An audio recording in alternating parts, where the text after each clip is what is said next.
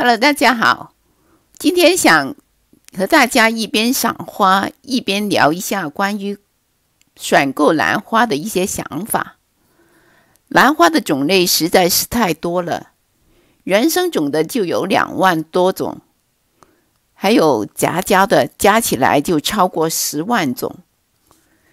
喜欢兰花的人，每看到一种兰花都想拥有，但是我们养兰的地方、面积、大小、环境条件，还有我们的精力都受到了限制，不可能都拥有。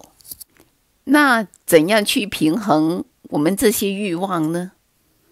我只是一个业余的养兰爱好者，如果一看到喜欢的，什么都不考虑就买回家。本来养兰是养心养性的事情，结果却把自己累得精疲力尽，甚至成了一种负担，那就完全失去了养兰的意义了。现在看到喜欢的兰花，我首先要考虑的是，我住的自然条件适不适合养这种兰花。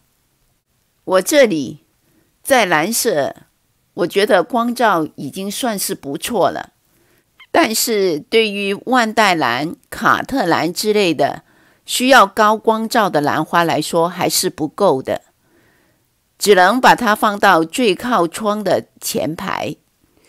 但是靠窗的前排的位置是很有限的，这一类的兰花就不能买太多，买一些需要中低光的兰花，比如文心兰、蝴蝶兰之类的，把它放在后排，就可以更好的把所有的空间都利用上。当然，现在如果自然光不够的话，还可以用灯来补光。除了光照，还要考虑的就是空间。现在大的兰花我都避开了，一盆大的所占的位置就可以放几盆小的了。看这墙上的小小的架子，所占的空间并不多，但是它就可以放很多盆的迷你兰花了。这是兰舍的宠物缇娜，它16岁了。它在这为兰舍提供了一定的湿度，兰花们都喜欢跟它共处一室。言归正传，咱们还是继续说花。迷你的兰花种类很多，现在你看到的这是迷你文心兰，香的，水培的。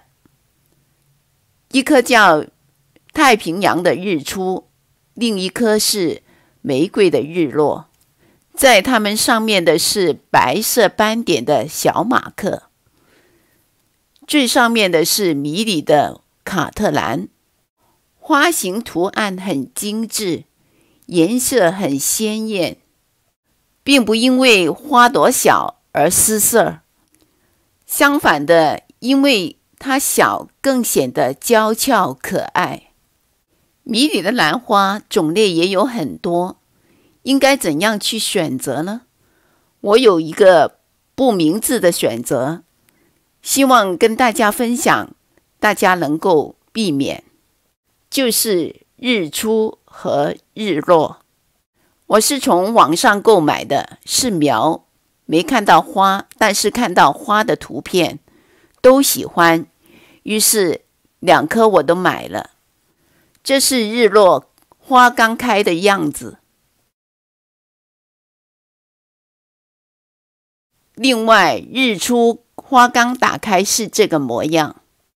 它们开着开着，颜色会逐渐的变化，变得越来越浅，越来越相似。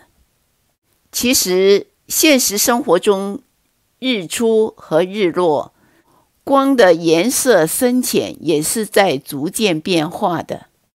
如果把日出和日落的照片放在一起，就很难分辨哪一个是日出，哪一个是日落。只有亲历场景的人才会知道。